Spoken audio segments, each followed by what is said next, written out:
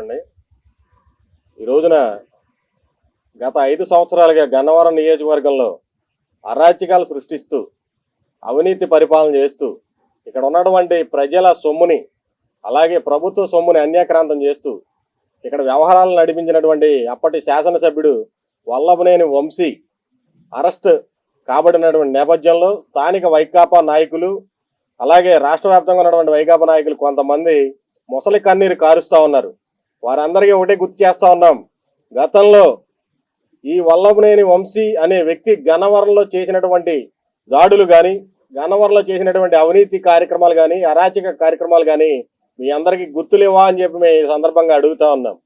Telugu Desam party ticket మీద గెలిచి Telugu Desam party సానుభూతి పరుల ఓట్లతో గెలిచినటువంటి వల్లభనేని వంశీ అనైతికంగా ఆ రోజున వైకాపా పార్టీలో చేరినప్పటి నుంచి స్థానికంగా ప్రతిపక్షంగా ఉన్నటువంటి తెలుగుదేశం పార్టీ నాయకుల మీద కార్యకర్తల మీద అలాగే సానుభూతి పరుల మీద ఇష్టారాజ్యంగా విశృంఖలత్వంగా దాడులు చేపిస్తూ పైశాచిక ఆనందం పొందలేదా అని మేము అడుగుతా ఉన్నాం.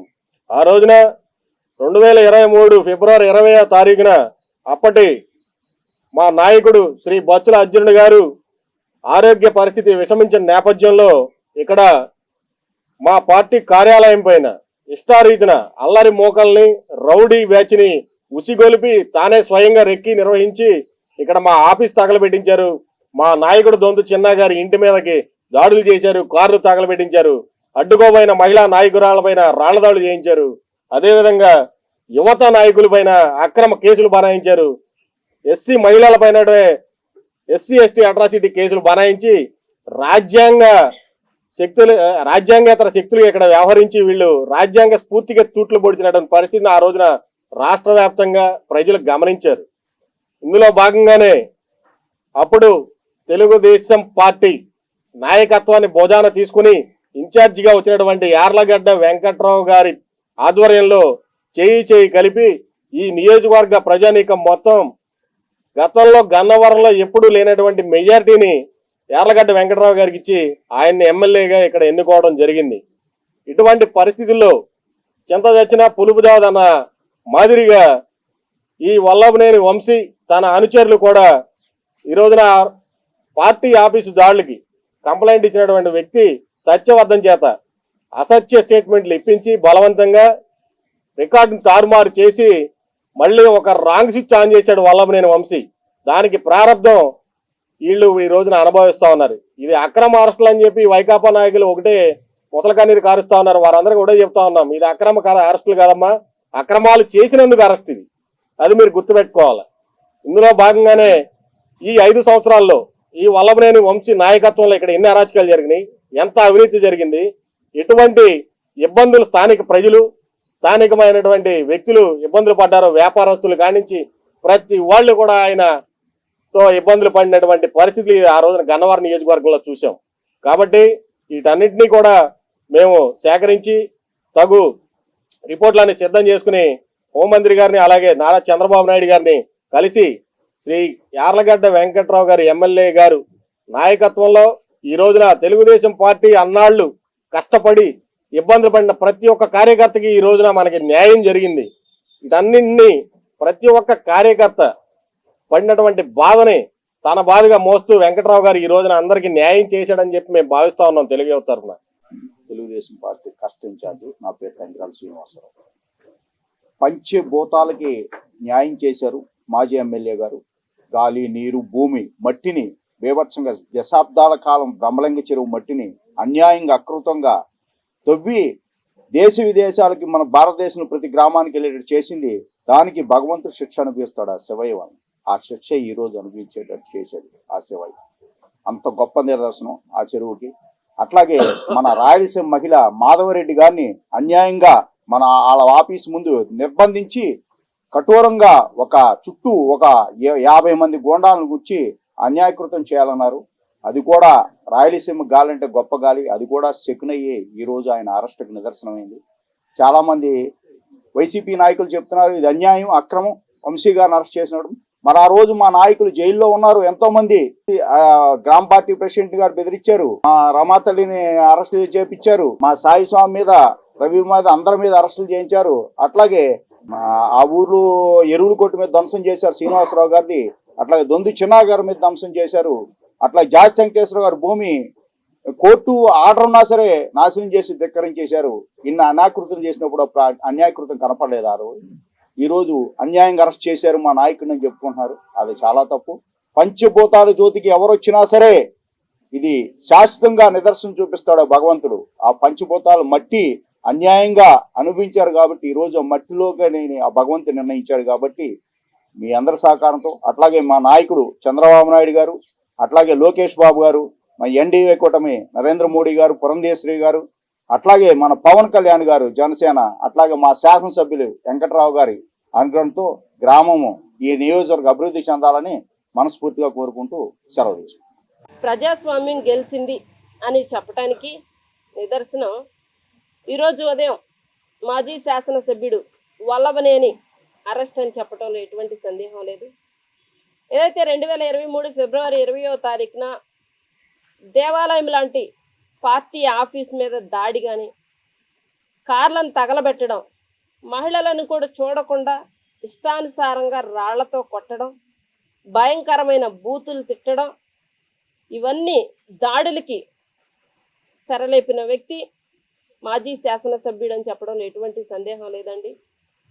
ఒక ప్రజాప్రతినిధి అయ్యుండి ప్రజలను పరిరక్షించవలసిన ప్రతినిధి శాంతి భద్రతలకు విఘాతం కలిగిస్తూ కక్షపూరిత రాజకీయాలు చేస్తూ ప్రశ్నిస్తే దాడులు చేయడం, మరి గృహ నిర్బంధాలు చేయడం, ఇష్టానుసారమైన సెక్షన్లు పెట్టి బెదిరించడం, దానిలో భాగంగానే పార్టీ ఆఫీస్ మీద దాడి జరిగిన సంఘటనలో కంప్యూటర్ ఆపరేటర్గా ఉన్న ముదునూరి సత్యవర్ధన్ కంప్లైంట్ ఇస్తే అతన్ని 4 రోజులు కిడ్నాప్ చేసి చిత్రహింసలు పెట్టి అతన్ని వాళ్ళ యొక్క కారులో తీసుకొని వెళ్ళి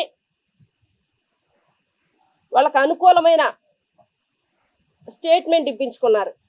ఈరోజు సుపరిచితుడు, అందరం కలిసి పనిచేసాం, సాధక బాధలన్నీ చెప్పుకుంటా ఉండేవాడు సత్యవర్ధన్ మాతో కూడా. అక్క ఇలా జరుగుతుంది, భయపెడుతున్నారు, బెదిరింపులకు గురి చేస్తున్నారని చాలా సందర్భాల్లో చెప్పాడు. కానీ తమ్ముడైతే అటువంటి వ్యక్తి కాదు.